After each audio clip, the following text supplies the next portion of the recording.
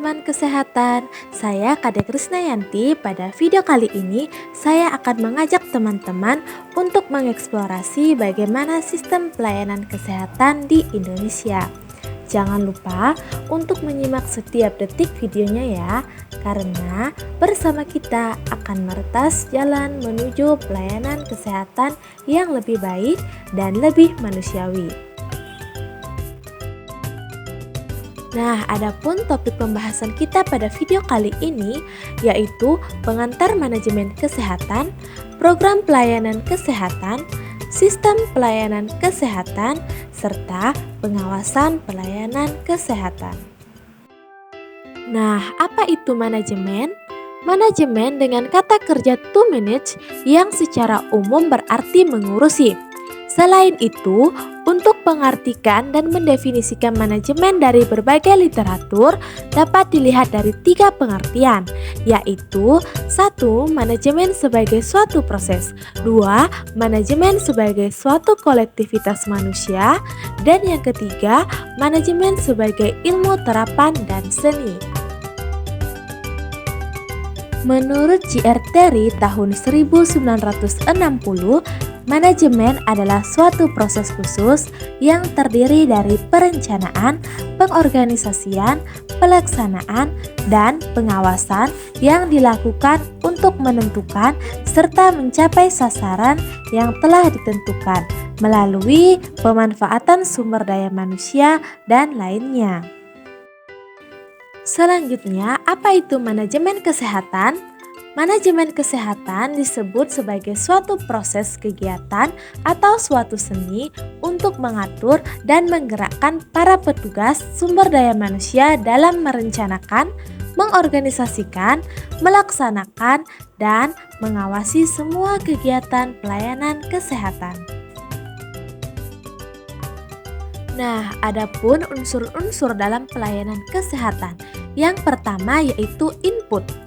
Ini meliputi money, material, method, minute, dan market. Yang kedua ada proses, merupakan kegiatan yang dilakukan untuk mengubah input menjadi output. Yang ketiga ada output, merupakan hasil atau luaran suatu sistem.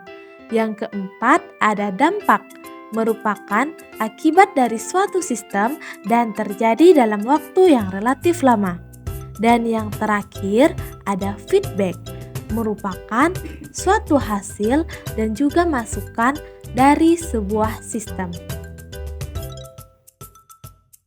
Selanjutnya, apa saja sih pendekatan praktis dalam manajemen kesehatan?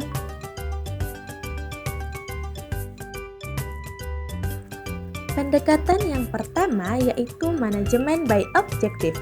Manajemen by objective menekankan pada pentingnya peranan tujuan dalam perencanaan yang efektif dengan menekankan prosedur pencapaian baik yang formal maupun informal. Pendekatan yang kedua yaitu manajemen is how to work with others. Adanya pendekatan ini, fungsi manajemen akan dapat dipelajari dari proses kerjasama yang berkembang antara pimpinan dengan stafnya dalam mencapai tujuan organisasi. Nah, selanjutnya, pendekatan yang ketiga, manajemen ditinjau dari aspek manusia. Perilaku organisasi ditentukan oleh upaya kepemimpinan yang mampu membangkitkan motivasi staf. Perilaku organisasi kesehatan memiliki ciri khas sendiri yang berbeda dengan organisasi lainnya. Pendekatan yang keempat yaitu manajemen sebagai suatu proses. Manajemen sebagai suatu proses dapat dipelajari melalui fungsi-fungsi manajemen. Fungsi manajemen meliputi perencanaan, pengorganisasian, pelaksanaan, pengawasan, serta penilaian. Nah, adapun pendekatan yang terakhir yaitu manajemen sebagai ilmu terapan. Manajemen harus peduli dengan fungsi sosialnya di masyarakat, yaitu mempunyai kegunaan yang dapat dipakai dalam setiap organisasi untuk mencapai tujuannya. Nah, adapun ruang lingkup manajemen terbagi menjadi dua, yaitu lingkungan dalam dan lingkungan luar. Di mana lingkungan dalam ini meliputi satu, manusia, yang kedua, finansial, berisikan sumber alokasi dan kontrol dana, yang ketiga ada fisik seperti gedung, kantor, dan lain-lain, dan yang keempat ada sistem dan teknologi, dan yang kelima ada sistem nilai dan budaya organisasi. Untuk lingkungan luar terbagi menjadi dua, yang pertama yaitu lingkungan umum dan lingkungan khusus. Selanjutnya, apa saja sih fungsi-fungsi dari manajemen? Nah, fungsi pokok manajemen menurut J.R. Terry yang membentuk manajemen sebagai suatu proses adalah sebagai berikut. Yang pertama ada planning, yang kedua ada organizing, yang ketiga ada actuating, dan yang keempat ada controlling.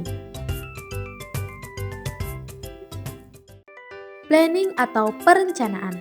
Perencanaan merupakan suatu proses mempersiapkan serangkaian pengambilan keputusan untuk dilakukannya tindakan dalam mencapai tujuan organisasi dengan dan tanpa menggunakan sumber-sumber yang ada. Nah, terdapat langkah-langkah dalam penyusunan perencanaan. Yang pertama, harus menentukan sasaran. Yang kedua, merumuskan posisi organisasi. Yang ketiga, menentukan langkah dalam mencapai sasaran. Dan yang keempat, mengidentifikasi berbagai faktor. Unsur-unsur perencanaan. Menurut Manulang, unsur dari sebuah perencanaan harus menjawab pertanyaan 5W1H. Selain itu, dalam sebuah perencanaan harus terdapat unsur-unsur seperti tujuan, kebijakan, prosedur, aturan, program, serta anggaran. Bagaimana mekanisme menyusun program pelayanan kesehatan? Mekanisme menyusun program pelayanan kesehatan dibagi menjadi 8. Yang pertama, identifikasi masalah. Yang kedua, menetapkan prioritas. Yang ketiga, penentuan tujuan. Yang keempat, penyusunan dan pengembangan rencana program. Yang kelima, menetapkan sasaran.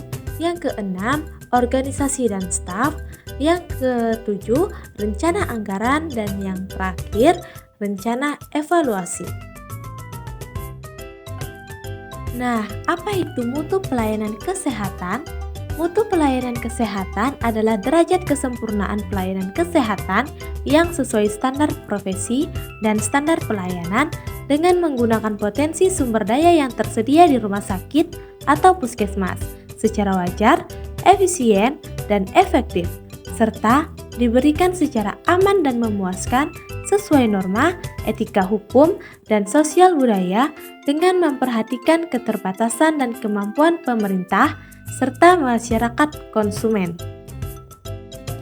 Adapun dimensi kualitas pelayanan kesehatan, yang pertama ada reliability atau kehandalan, yang kedua ada responsiveness atau daya tanggap, yang ketiga ada endurance atau kepastian, dan yang keempat ada empati atau rasa empati, serta yang kelima ada tangibles atau bukti langsung.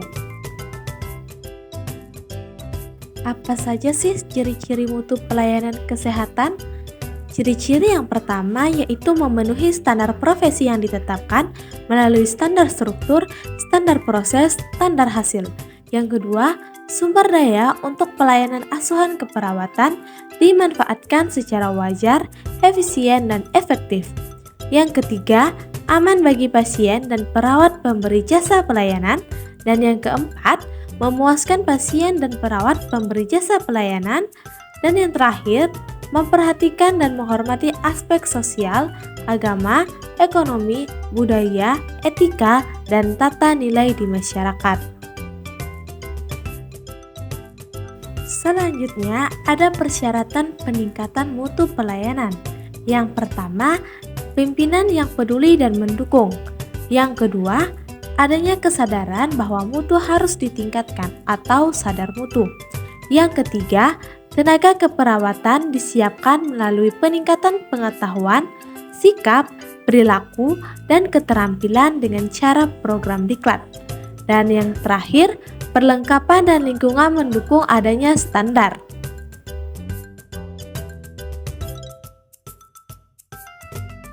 Sistem pelayanan kesehatan. Berikut ini beberapa tingkat pelayanan kesehatan. Yang pertama yaitu ada health promotion atau promosi kesehatan. Yang kedua, specific protection atau perlindungan khusus. Yang ketiga, early diagnosis and prompt treatment atau diagnosis dini dan pengobatan segera. Yang keempat, ada disability limitation atau pembatasan kecacatan. Dan yang terakhir ada rehabilitation atau rehabilitasi.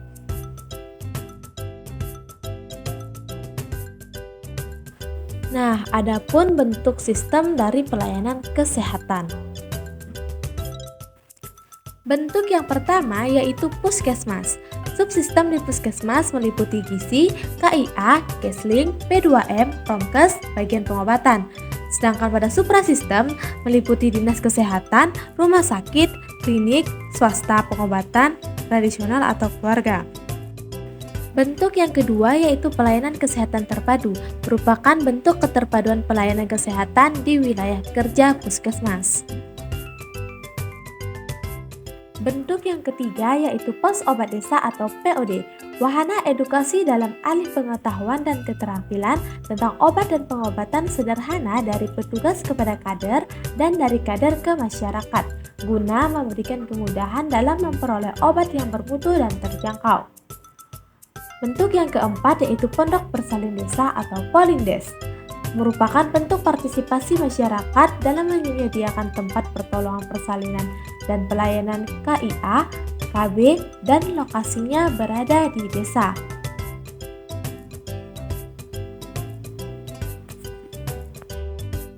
Adapun syarat pokok dalam pelayanan kesehatan. Syarat pokok pelayanan kesehatan yang pertama tersedia atau available, yang kedua dapat diterima dan bersifat wajar, yang ketiga mudah dicapai, yang keempat mudah dijangkau, dan yang kelima bermutu atau quality. Apa itu pengawasan? Pengawasan merupakan suatu proses yang menentukan nilai untuk suatu hal atau objek yang berdasarkan kepada acuan-acuan tertentu dan untuk menentukan tujuan tertentu. Selanjutnya, adapun tujuan dari pengawasan yaitu untuk meningkatkan pencapaian dan kinerja dan untuk memastikan bahwa jasa atau produk pelayanan yang diberikan sesuai dengan standar atau keinginan masyarakat.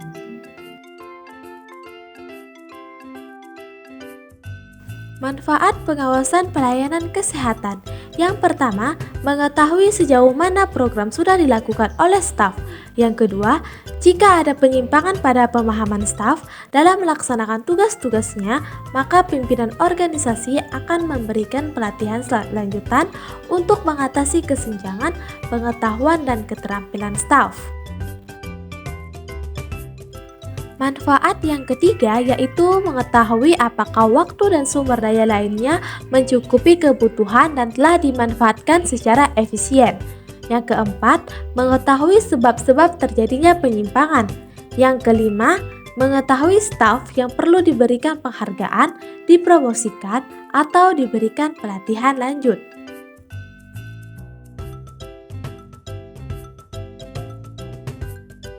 Syarat pengawasan pelayanan kesehatan. Yang pertama, pengawasan yang dilakukan oleh pemimpin harus dimengerti oleh staf. Yang kedua, fungsi pengawasan harus dipahami oleh pemimpin. Yang ketiga, standar untuk kerja harus dijelaskan oleh K3. Selanjutnya, adapun proses dari pengawasan. Yang pertama, pengambilan tindakan koreksi bila diperlukan. Yang kedua, penetapan standar pelaksanaan. Yang ketiga, penentuan pengukuran pelaksanaan kegiatan.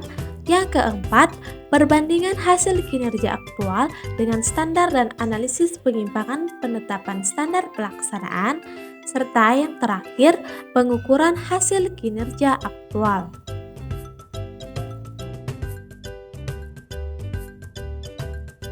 Baiklah teman-teman, itulah tadi video informasi terkait manajemen pelayanan kesehatan. Terima kasih telah menonton video ini sampai akhir. Semoga video ini bermanfaat dan memotivasi teman-teman semua ya. Sampai jumpa di video berikutnya.